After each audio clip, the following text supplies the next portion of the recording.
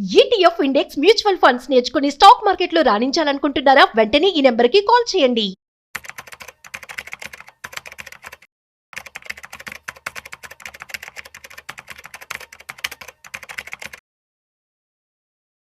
నమస్తే, నేను జీవి సత్యనారాయణ.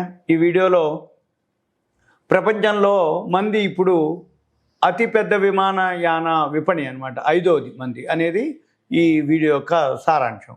అత్యంత ప్రదేశాలు అంటే రద్దీగుండే ఉన్నాయి చూద్దాం. ప్రపంచంలోనే 5వ అతిపెద్ద విమానయాన విపణిగా భారత్ అవతరించడం జరిగింది అనేది 2024లో 24.1 కోట్ల మంది విమానాల్లో గమ్యస్థానం జర్నీ చేసిన వాళ్ళైతే అంతర్జాతీయ విమానయాన సంస్థల సంఘం IATA పేర్కొన్నది. ఏది 2024లో IATA విడుదల చేసినటువంటి తాజా నివేదిక ఏదైతే ఉందో వరల్డ్ ఎయిర్ ట్రాన్స్పోర్ట్ గణాంకాలు సర్వే ప్రకారం వాళ్ళు ప్రపంచంలోనే అత్యధిక విమాన ప్రయాణికులలో అమెరికా ఫస్ట్ ఉంది, 87.6 కోట్లు తొలి స్థానంలో నిలవటం. తర్వాత చైనా 74.1 కోట్లు, UK 26.1 కోట్లు, స్పెయిన్ 24.1 కోట్లు. ఇవన్నీ కూడా భారత్ కంటే ముందు. తర్వాత ఇక మనమే అనమాట. భారత్ వచ్చేటప్పటికి 2023లో 21.1 కోట్ల మంది విమానాల్లో ప్రయాణించినట్టుగా డేటా చెప్పడం జరిగింది. గత ఏడాది కంటే ఈ సంవత్సరం 11.1% వృద్ధి కనిపించడం జరిగింది. ఇక తర్వాత ప్రపంచంలోనే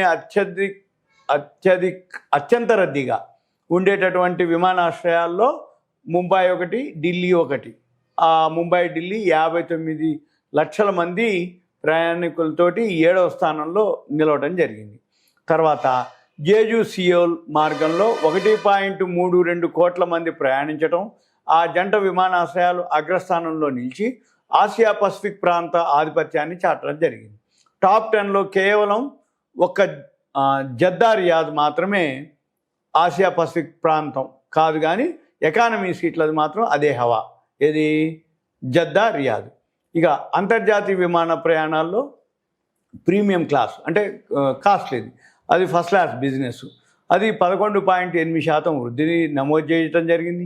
ఎకానమీ ప్రయాణం 11.5% వృద్ధి కనబరచడం జరిగింది.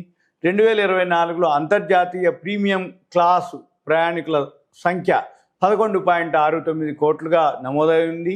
ఇది మొత్తం అంతర్జాతీయ ప్రయాణికుల సంఖ్యలో 6%. మిగిలిన వారు ఎకానమీ తరగతిలో ప్రయాణించడం జరిగింది.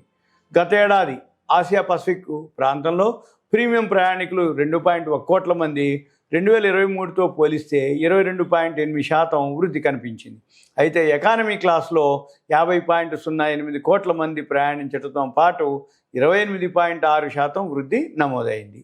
ఐరోపా, లాటిన్ అమెరికా, మధ్యప్రాచ్యం, ఉత్తర అమెరికాలో మాత్రం ఎకానమీ క్లాస్తో పోలిస్తే ప్రీమియం ప్రయాణ వృద్ధి అధికంగా కనిపించింది.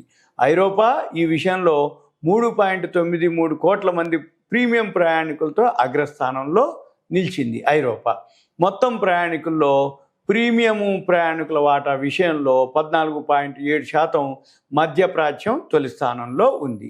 ఇక గత ఏడాది బోయింగ్ ఎయిర్ బస్సులకు చెందిన చిన్న బాడీ విమాన సర్వీసులు అధికంగా నడవటం జరిగింది, అంటే తక్కువ మందితోటి. బోయింగ్ B737, బోయింగ్ B737 విమాన సర్వీసులు 1 కోటికి పైగా నమోదవటం జరిగింది. ఎయిర్ బస్సు A320 విమానాలు 79 లక్షలు, ఎయిర్ బస్సు A321 34 లక్షలు కూడా అవి అధిక సర్వీసులు ఇవ్వటం జరిగింది. ఇక మనం ఏం చేయాలి? ఏదైతే అంటే రాబోయే రోజుల్లో ఇంకా చాలా ఎయిర్పోర్ట్లు వస్తున్నాయి. ఎప్పుడైతే ఇండియా మొత్తంలో ఇంకా అంటే జనాభా పెరుగుతుంది, ఎకానమీ పెరుగుతుంది, GDP పెరుగుతుంది, ఈ ఎయిర్పోర్ట్లు పెరుగుతూ వచ్చినాయి. ఎయిర్పోర్ట్లు ఇంకా 2-3 ఏళ్లలో మనకి జిల్లా వ్యాప్తంగా కూడా వచ్చేవి ఉన్నాయి. మనము మన షేర్లలో ఏదైతే ఎయిర్లైన్స్కి సంబంధించినటువంటి ఉన్నాయో, ఏరోస్పేసు ఉదాహరణకి ఇండిగో అనుకోండి, లేకపోతే స్పైస్ జెట్, మనం screener.in వెబ్సైట్కి వెళ్ళి సెర్చ్లోకి వెళ్ళి స్పైస్ జెట్ అని కొట్టవచ్చు. లేదు inter globe aviation, global Vectra, ఏదో ఒక షేర్ కొట్టి పీర్స్ ఉంటుంది, PWERS. పీర్స్ కనుక క్లిక్ చేస్తే మీకు దీంట్లో హైయెస్ట్ ఉంది ఇంటర్ గ్లోబ్ ఏవియేషన్ 5,771 రూపాయలు ఉంది ఇప్పుడు ధర. స్పైస్ జెట్ వచ్చి 34 రూపాయలే ఉంది ధర. లాభం మాత్రం ఈ క్వార్టరు అంటే ఇంకా ఈ రిజల్ట్ చూసుకోవాలి మీరు. రాబోయే రోజుల్లో ఏదైతే ఎయిర్లైన్కి సంబంధించినటువంటివి ఉన్నాయో అవన్నీ కూడా 4 కంపెనీలు ఉన్నాయి.